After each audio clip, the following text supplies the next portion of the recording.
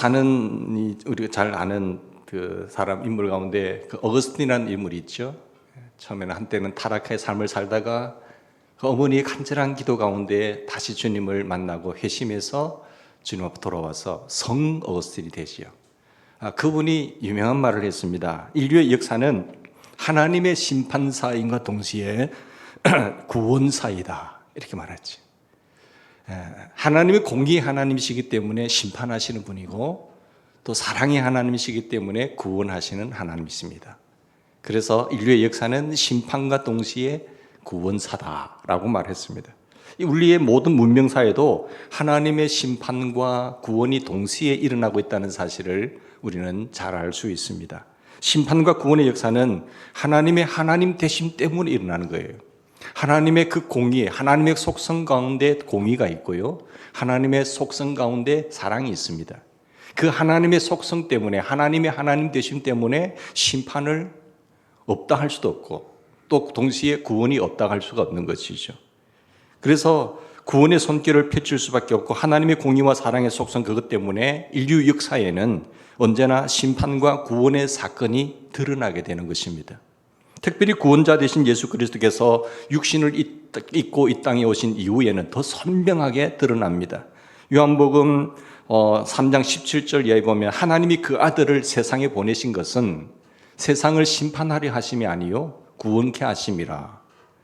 저를 믿는 자마다 심판을 받지 아니하는 것이요 믿지 아니하는 자는 하나님의 독생자의 이름을 믿지 아니함으로 이미 심판을 받았다라고 이야기를 하고 있습니다. 즉 예수 그리스도를 영접하느냐 거절하느냐에 따라서 심판과 구원이 결정된다는 것 아니겠습니까? 하나님의 놀라우신 사랑으로 한 영혼이라도 다 멸망되지 않기를 원하시는 하나님께서는 인간의 죄 때문에 심판을 피할 수밖에 없는 인간들을 구원하기 위하여 하나님은 독생자 예수 그리스도를 이 땅에 보내주셨습니다. 그 보내신 하나님의 사랑이 있음에도 불구하고 그 예수 그리스도를 나의 삶의 주인으로 모시지 않는 그들에게는 심판을 잇따를 수밖에 없다는 것이죠. 그것은 우리의 도덕적인 삶을 깨끗하게 살았느냐 아니냐가 아니라 정말로 하나님의 주권 되심을 인정하느냐 안 하느냐에 따라서 완전히 구분된다는 것입니다. 그래서 믿지 아니한 사람들은 불과 불못의 둘째 사망에 들어간다라고 말하죠. 그 기준이 무엇입니까? 예수 그리스도, 그분이 주인이시다. 주인은 그리스도시요 살아계신 하나님이십니다라고 고백하는 그것은 우리의 혈육으로 된 것이 아니다라고 말하죠. 하나님의 뜻으로 나지 아니하면 결코 예수 그리스도를 나의 삶의 주인으로 모실 수 없다는 겁니다. 그래서 예수 그리스도를 거절하느냐 믿느냐에 따라서 완전히 바뀌는 것이죠. 사람의 마음에는 우리의 좌정의 중심에, 우리의 성전된 마음에 하나님의 영이 오실 수 있고 악한 영이 올 수도 있고 자기의 생각에 머물 수가 있습니다. 그런데 새로운 생명이 탄생되면 그 생명은 생명에 맞추게 돼 있어요. 그래서 예수 그리스도를 나의 삶의 주인으로 그 생명이 삭트게 되면 예수 그리스도가 있는 자에게는 요한일서에 보면 생명이 있고 예수 그리스도가 내 마음에 없는 사람에게는 생명이 없다라고 했습니다. 그렇다고 한다면 하나님이 내 마음에 오셔서 거룩한 성령이 임재하시면 성령께서 통제하셔서 내 마음에 생각을 주시고 그 생각이 말을 하게 하는 것이고 그 말이 행동을 낳는 것이죠. 그런데 그 생각에 따라서 사람은 감정이 달라집니다. 참된 진리를 갖고 있다고 한다면 어떠한 무서운 것이 있다고 하더라도 진리의 사람이 그 지식을 알기 때문에 감정이 상하지 않고 두려워하지 않습니다. 똑같은 뱀을 보지만 저건 독이 없는 뱀이야. 그런 지식이 있을 때 여러분 두려워합니까? 저 잡아먹으면 약 되겠는데? 이렇게 하는 거죠. 왜? 지식의 차이니까요. 근데 그 지식이 없는 사람들은 저 뱀은 독이 있어. 두려워하고 벌벌 떠고 도망가는 거예요.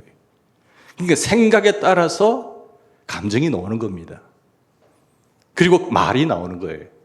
뿐만 아니라 그의 삶에 행동으로 나타나는 것이고 그 행동이 반복이 되면 습관이 되는 거예요. 그 습관을 끊기 위해서 하나님은 우리에게 진리를 말씀을 주는 겁니다.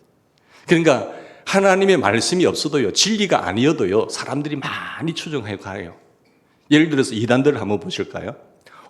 기죽도 일으키고 병자도 낫게 하고 귀신도 쫓아내요. 근데 그런 노릇을 한다고 하더라도 불법을 행하는 자들아 너는 저를 어두운 곳에 가둬버려라. 나는 알지 못해. 너 주의 이름으로 귀신도 쫓아내고 병자도 많이 고쳤지. 주의 이름으로 선지자 노릇도 했잖아. 너 예수 이름으로 너 이름 많이 날렸지. 그런데 너는 불법을 행하는 사람이잖아. 떠나가. 하면 어떻게 하시겠어요? 그렇기 때문에 중요한 것은 진리입니다. 진리. 아무리 교주가 하더라도 그런 일을 통해서 많은 사람들이 추종한다고 하더라도 거기에 한 교단을 세웠다고 하더라도 그것은 아닌 건 아니에요. 왜? 거기는 진리가 없기 때문에. 목사님, 그런데도 사람 많이 가던데요? 거기에도 막 기적이 일어나던데요? 거기에도 사람들 굉장히 많이 모여요. 근데 거기가 진리입니까? 진리가 아니에요. 진리가 아니면 진리는 예수 그리스도밖에 없습니다. 하나님의 말씀밖에 없는데 자기가 나중에 예수라고 하는 거잖아요. 비진리 있는 곳에는 사람이 수천 명, 수만 명이 모이더라도 그거는 멸망입니다. 그러나 우리의 길 되신 예수 그리스도 그분만이 진리이기 때문에 진리가 너희를 자유케 하리라. 이런 은혜와 축복이 우리에게 가득하기를 바랍니다. 세상은요, 마지막에 주님이 오실 때가 되면 어떻게 된다고 했나요? 하나님의 심판의 역사가 있다고 했잖아요. 근데 우리가 이 세상도 미래학을 하다 보면은 담대해지잖아요. 왜? 알고 있으니까. 이렇게 흘러가는 것이지. 아니까요? 불안해하지 않아요. 근데 모르면 당황해하고 불안해하잖아요. 하나님의 말씀에 이미 세상에 되어질 일들을 사도 요한을 통해서 주님도 말씀하셨고 사도 요한을 통해서도 말씀하셨고 말씀하셨기에 우리는 불안해하지 않습니다. 염려하지 않습니다. 그것이 오늘 우리가 지난 시간에 예배를 통해서 천상의 하늘의 예배를 강경을 본 사람들이 이 세상의 6장부터 펼쳐질 하나님의 심판에 대해서 우리는 두려워하지 않을 이유가 있다는 것이죠. 그러면 어떻게 심판의 역사가 진행되는지를 우리는 알고는 있어야 됩니다. 여러분 교회 다니셔서 요한계시록 한 몇 번 읽으셨나요? 이걸 모르신 분들은 한 번도 교회 다니면서 요한계시록을 읽지 않았다. 한 분들은 정말 회개하셔야 돼요. 그럼 불안해하는 거예요. 세상이 어떻게 흘러가는지를 모르니까 당황해 하잖아요. 그런데 하나님의 말씀은 진리고 이 말씀은 그대로 이루어지는 것을 믿고 있다고 한다면 우리는 당황해하거나 불안해하거나 염려하거나 좌절하지 않습니다. 오늘 우리가 이 진리의 말씀을 우리가 알지만 한 번 더 정립하고 이 진리의 말씀을 꼭 붙잡고 확신하셔서 세상에 요동치는 환경 속에 불안해하지 않는 우리 진리의 사람들이 되기를 바랍니다. 여러분, 극적인 하나님의 심판과 구원의 역사가 주님의 때가 그때가 가까우면 가까울수록 이 땅에 더 극심하게 임하게 된다고 말씀합니다. 세상에는 죄가 더 많아지는 거예요. 주님 오실 때가 되면요, 세상에 죄가 없어지는 것이 아니라 죄가 더 교활해지고 죄가 더 많아진다고 말씀하고 있습니다. 죄가 없어지면 얼마나 좋겠어요. 아무리 법을 강화시키고 있지만 죄가 더 없어지잖아요. 왜냐하면 악한 어둠의 영들이 자기 때가 얼마 남지 않은 줄 알고 우는 사자같이 삼킬자를 찾고 있잖아요. 세상의 마음들을 어둠의 영들이 사람들을 붙잡고 쓰고 있잖아요. 어떻게 저런 일을 할 수가 있어? 우리는 그렇게 하지요. 어둠의 영의 지배를 받으면 당연히 그렇게 하는 겁니다. 사람도 죽여버리는 거예요. 그 제정신으로 했겠어요? 제정신으로는 그렇게 못하지요. 어둠의 영이 내 좌정에 우리가 놓고 열어버리면은 그가 와서 우리를 다스려가는 겁니다. 그렇기 때문에 우리의 좌정에 성령께서 계시도록 그 마음을 잘 지켜내는 우리가 되기를 바랍니다. 죄가 있는 곳에는 하나님의 심판이 불가피합니다. 불의한 인간과 불의한 세상을 향해서 하나님의 심판이 진행될 것입니다. 그러나 이 심판의 와중에서도 사람들을 구원하시는 하나님의 그 구원의 역사는 계속됩니다. 이 길을 어느 길을 선택하느냐 하는 것은 우리 자유의지예요. 죄가 극성을 부릴수록 하나님의 심판도 분명해지고 동시에 하나님의 구원의 역사도 더 놀랍게 역사되는 것을 우리가 믿었으면 좋겠습니다. 요한계시록 6장부터는 그리스도께서 인간의 구속의 역사를 완성하시고 승천하신 이후에 이 땅에 전개될 심판의 드라마를 보여주시잖아요. 그분이 오셨습니다. 놀라운 십자가의 죽으심과 부활로 말미암아 그 죽으심과 우리의 죄를 사하시고 그 피로 죄를 씻어주시고 다시 부활하심으로 말미암아 우리를 어렵다 하신 그 하나님, 그리고 이 놀라운 구원의 역사를 다 이루시고 승천하셨어요. 하나님 보좌로 가셨죠. 근데 그분이 또 언제 오시나요? 심판하시고 그 백보자 심판대에서 우리를 심판하고 다스리실 것입니다. 그 심판의 드라마가 6장, 7장, 8장에 계속해서 이야기하고 있는 거죠. 성경은 말합니다. 6장 이후에 나타나는 그리스도의 심판의 드라마를 예수의 초림부터 재림까지 전개될 하나님의 심판의 역사적인 전제로 보고 있지만은 성경은 재림 직전에 큰 환란이 있을 것을 누누이 말하고 있어요. 주님의 때가 가까우면 가까울수록 더 심판의 역사는 가중이 심하다라는 것이죠. 심판의 단계를 보십시오. 특별히 세 가지 사건을 통해서 연속적인 모습으로 나타납니다. 첫 번째, 인을 뗄 때가 나와요. 그런데 첫 번째 인을 뗄 때, 두 번째는요, 나팔을 불 때, 그리고 대접의 심판이 나타나요. 7 대접의 심판이 그것입니다. 인봉이 하나하나 떼어질 때마다 심판은 가속화됩니다. 그 다음에 나팔을 불고 대접을 쏟습니다. 그런데 자세히 보시면요, 첫 번째 인을 뗄 때, 두 번째 인을 뗄 때, 세 번째 인을 뗄 때 이야기하고 나서 7번째 인을 다 떼는 것이 아니라 7번째 인을 뗄 때 다시 나팔 재앙이 들어가요. 나팔을 붑니다. 그것이 첫 번째, 두 번째, 세 번째, 네 번째, 다섯 번째, 7번째 불고 또 7번째 나팔을 불 때 대접 재앙이 들어가요. 대접을 쏟잖아요. 그러니까 이것은 7번째 인봉과 나팔 전체 그리고 대접 전체는 마지막 심판의 최후 단계를 보여줍니다. 최후 단계. 그러니까 6장 2절 한번 보십시다. 그러면 심판의 첫 번째 단계가 무엇인가를 보십시다. 6장 2절 보실까요? 한번 같이 봉독하겠습니다. 이에 내가 보니 그 탄자가 활을 가졌고 면류관을 받고, 네. 여기 첫 번째 보니까 흰말이 나와요. 흰말. 이 말을 탄자가 누군지는 성경학자들 사이에 의견이 분분합니다만은 이것이 역사 속에 일어나고 있는 하나님의 심판을 말합니다. 즉 첫 번째 무대에 흰말 탄자가 와서 이기려고 애를 쓰는 모습이 있죠. 인류에 대한 심판의 역사가 불가피한 이유가 뭡니까? 그 가운데 사람들의 정복에 대한 욕망 때문이다. 이기려고 또 이기려고 하는. 그러니까 세상을 심판할 수밖에 없는 이유가요, 인간의 욕망이에요. 그러니까 다 장악하고 정복하고 다스리려고 하잖아요.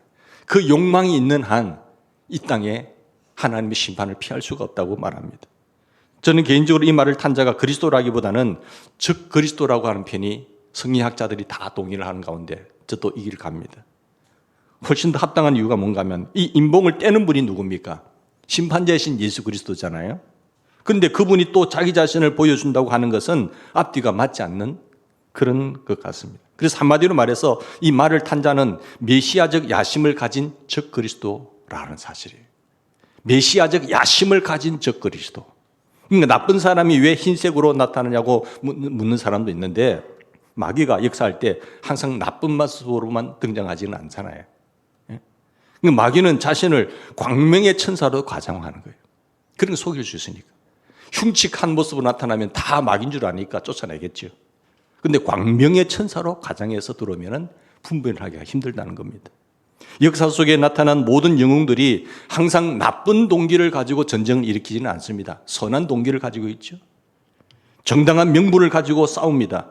평화를 위해서 나가겠습니다. 교회를 위해서 나가겠습니다. 우리 조국을 사랑하기 때문에 조국의 부흥을 위해서 싸웁시다. 이렇게 말해요. 명분은 그럴듯하지만 그게 결국 자기 욕망이지.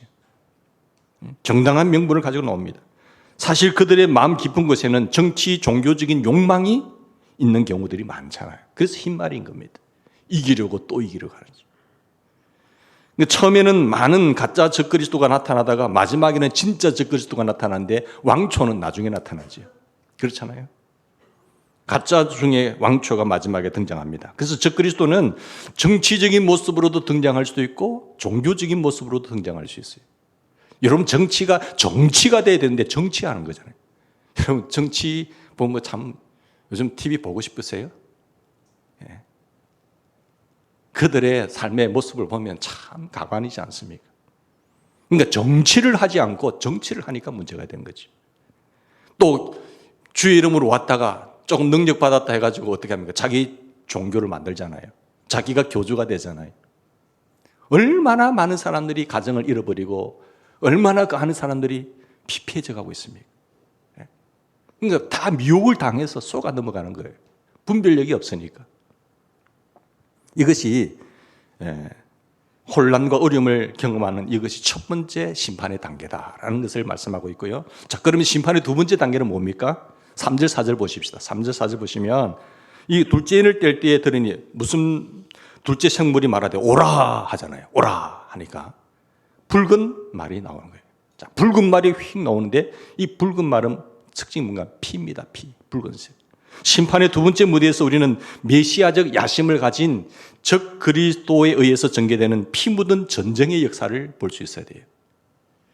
그러니까 이것도 하나님의 심판인데 하나님은 전쟁을 통해서 죄 많은 이 세상과 그리고 그 인간들을 심판하십니다. 그리고 세월이 거듭할수록 이 전쟁의 잔혹함은 더욱더 심해져요. 부분적인 전쟁의 무기들이 개발되기 전에는 좀 가벼웠지만 요즘은 엄청난 희생을 갖게 됩니다. 진짜 그 전쟁의 본론으로 안 들어가서 그렇지요. 얼마나 큰 희생을 갖춰야 줄까요? 근데 이게 다 뭘까요? 자기들 욕망 아니겠어요? 그러니까 만약에 지금도 그렇게 말합니다. 세상이 이 무기와 핵무기와 이런 것들을 만드는 그 돈 가지고 어려운 사람을 도와주면 이 세상의 지구촌에 어려운 사람들 한 명도 없을 것이다라고 하는 거예요. 무기를 만드는데 엄청난 돈 들어가잖아요. 우리나라도 만약에 군비를 구축한 일에 좀 절약을 한다면 그것을 복지비로 쓴다면 정말로 복지가 튼튼해진다고 하는 거예요. 근데 다들 전쟁에 이기려고 나라를 보존하기 위해서 서로 침입하고 침략하는 것을 막기 위해서 그것에 돈을 들 수밖에 없잖아요. 세계적으로 모든 나라들이 우리 이거 평화를 하자, 전쟁하지 말자 하고 그 돈을 좋은 인간됨의 회복을 위해서 복지를 위해서 쓴다고 한다면 이보다 더 좋은 나라가 없을 것이다 라고 말을 하는 겁니다. 그런데 왜 그렇지 못하지요? 우리가 힘을 길러서 저 나라 정복해야지. 그런 목적 때문에 그만큼 어려움을 겪는 것 아니겠습니까? 근데 비극적인 전쟁의 역사의 배후에는 그것을 통해서 인류를 응징하시고 사람들을 흔들어 깨우시고 또 역사를 방향을 잡아가시는 하나님의 섭리가 있습니다. 왜냐하면 아직도 하나님은 일하시는 분이세요. 이 방법을 쓰시든지 저 방법을 쓰시든지 하나님은 하나님됨의 모습을 드러냅니다. 자, 큰 칼을 받았다고 하는 이 말씀이 뭘까요? 큰 칼을 받았다. 붉은 말이 큰 칼을 받았어요. 이 큰 칼은 아마도 그들이 사용하는 잔혹한 무기들의 상징일 거예요. 전쟁에 사용되는 무기가 얼마나 그 공포와 잔인함을 대해가는지 우리는 생생하게 볼 수 있는 시대에 살아가고 있습니다. 지금도 우크라이나 전쟁을 보세요. 여러분 그거 제가 살고 싶으세요? 모든 것이 다 피폐됩니다. 전쟁이 일어났던 그 현실들 역사를 한번 되새겨 보십시다. 일제 침략 때 여러분 살고 싶으세요? 끔찍하지 않으세요? 2차 대전, 1차 대전 그곳의 현장을 한번 생각해 보면 우리나라는 아니라 하더라도 전쟁이라고 하는 것은 그만큼 고통스러운 것입니다.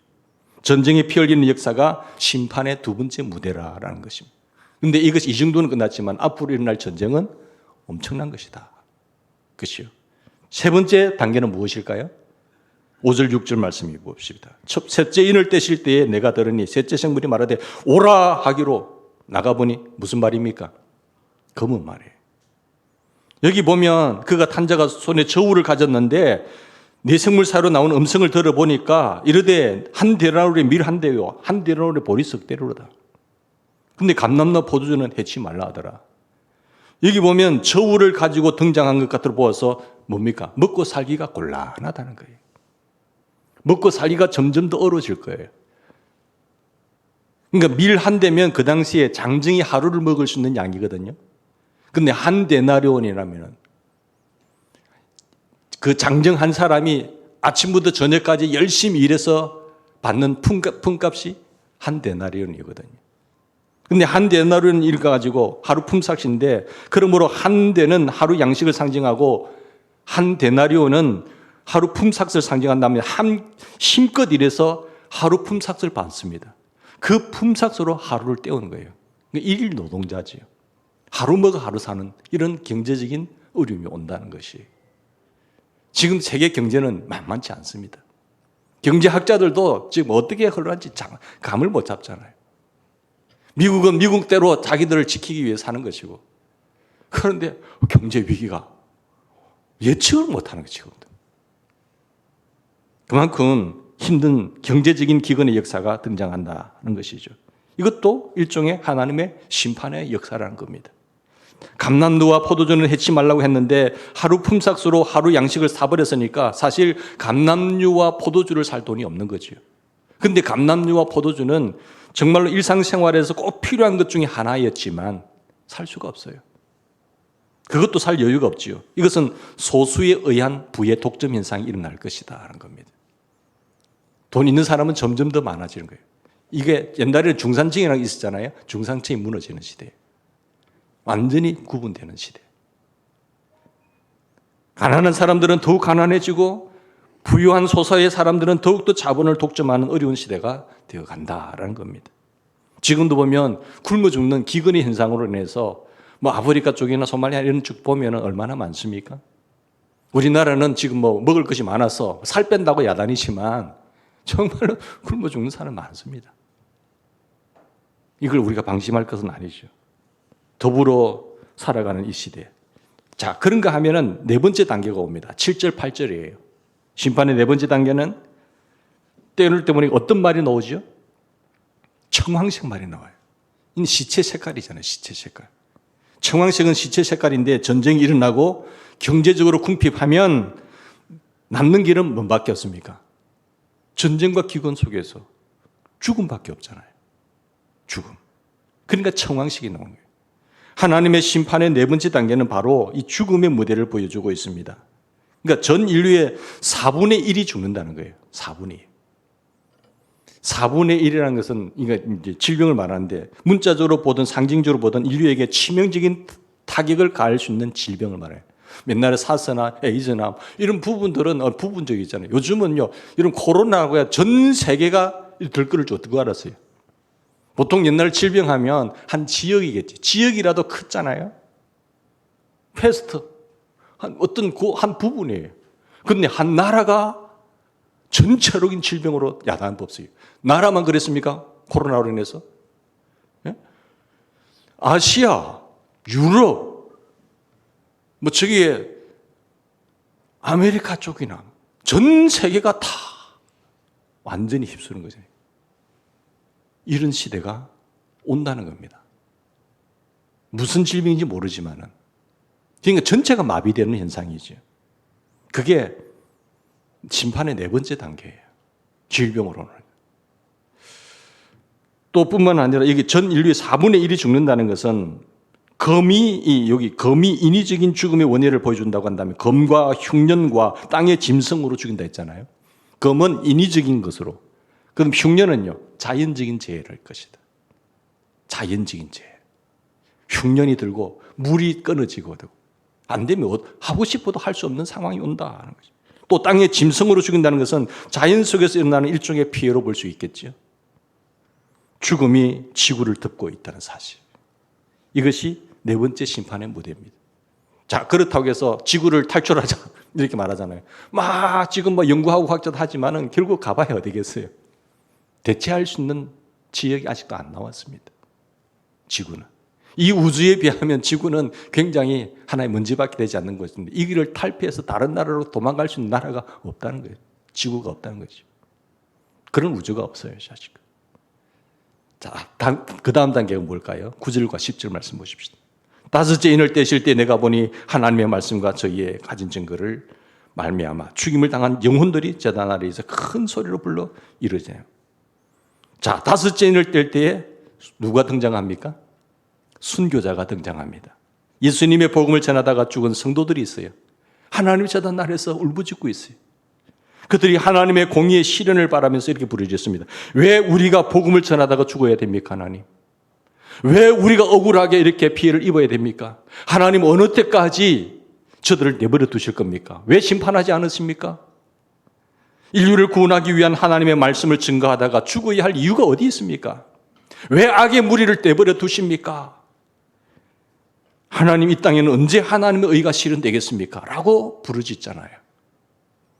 이에 주님께서 뭐라고 대답하세요? 11절 보십시다. 11절 같이 봉독합시다. 각각 그들에게 흰 두루마기를 주시며 이르시되 아직 잠시 동안 쉬되 그들의 동무종들과 형제들도 자기처럼 죽임을 당하여 그 수가 차기까지 하라 하더라. 그러니까 순교의 역사는 아직 끝나지 않았다는 겁니다.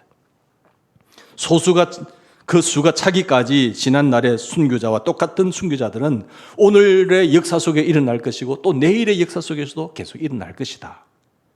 하나님의 심판이 전개되고 있는 역사의 와중에서도 복음을 전하다가 죽어가는 순교자들이 일어날 것이라는 거지. 그리고 주께서 재림하시는 날까지 그러할 것이다. 그러면서 그 심판의 단계를 더 나아갑니다. 6번째 단계예요. 12절부터 17절까지죠. 내가 보니 6째 인을 떼실 때에 큰 지진이 나면서, 이건 뭡니까? 여기에 보면은 12절부터 17절까지 내용 보면 6번째 인명이 떠들릴 때 저주받은 천체의 변화가 있어요. 천체의 해와 달과 별들을 지으신 이 천체의 변화가 일어나는데 하늘의 4분의 1, 땅의 4분의 1, 바다의 4분의 1. 이 변화가 일어나죠. 15절 이하의 모사에 보면 지진이 일어나죠. 지진을 연구하는 사람들에 의하면 지진이 점점 더 그 횟수가 많아지고 그 주기가 점점 짧아지고 범위가 세진다. 범위가 넓어지고 강도는 세진다. 튀르키예나 지금 마찬가지잖아요. 우리나라는 안심할 수 있나요? 일본, 유럽, 아메리카, 미국도 그렇게 강력한 나라도 이게 방어가 되지 않는 겁니다. 근데 그 무너짐이, 그 지진의 강도가 잦아지면서 세지면서 범위가 넓어지잖아요. 그런데 이 심판의 무대가요, 마태복음 24장에 보시면 말씀하신 순서와 예수님께서 말씀하신 재림을 순서와 똑같습니다.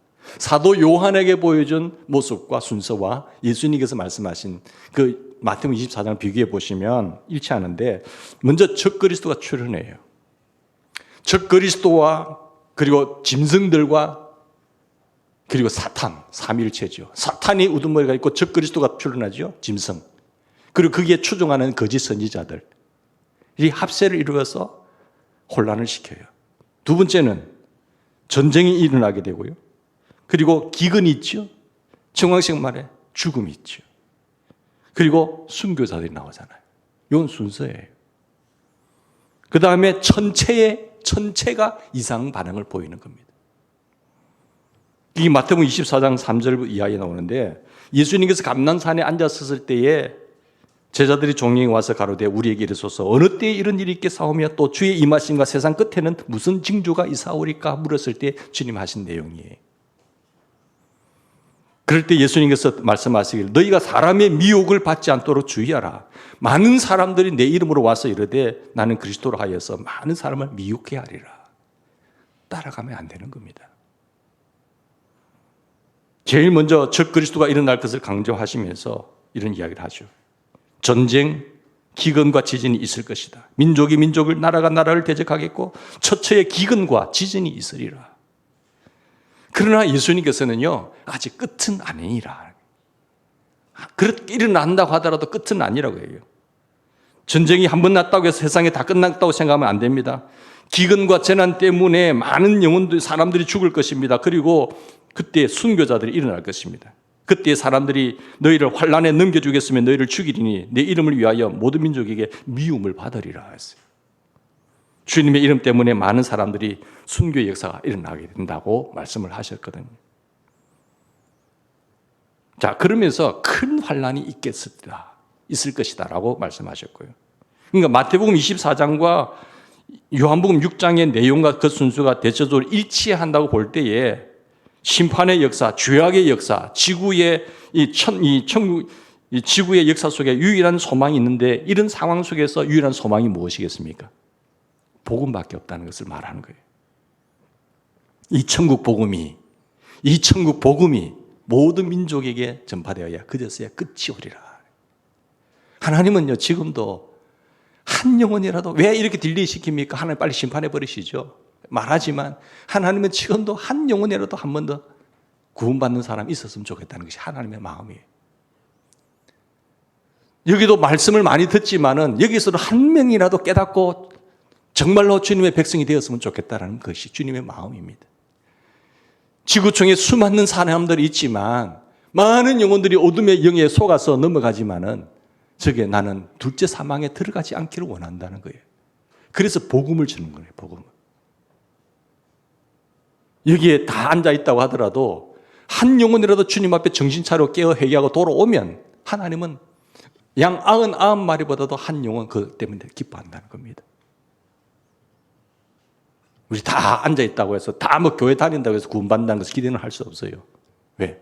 가짜가 너무 많으니까. 세상에 수많은 사람도 있지만은 미혹을 당해서 세상으로 어둠의 영에 끌려가는 사람들이 얼마나 많습니까? 그래서 마지막 때에 정말 우리는 깨어 있으라, 깨어 있으라라고 말씀하시는 주님의 음성에 귀를 기울이는 저와 여러분이 되었으면 좋겠습니다. 역사가 아직도 막을 내리지 않고 있는 이유는 복음이 더 많이 전파되기 위함입니다. 이 지구상에서 복음을 안 듣고 하나님 앞에 서는 사람이 없도록 이 복음이 땅 끝까지 모든 민족에게 전파되도록 하기 위해서 하나님께서 분노를 참고 계시는 거예요. 오늘 내가 내 생명을 부르신다고 하더라도 끝까지 회개하고 주님 앞에 바로 설 수 있는 우리 모두가 되기를 주의 이름으로 축원합니다. 같이 기도하십시다.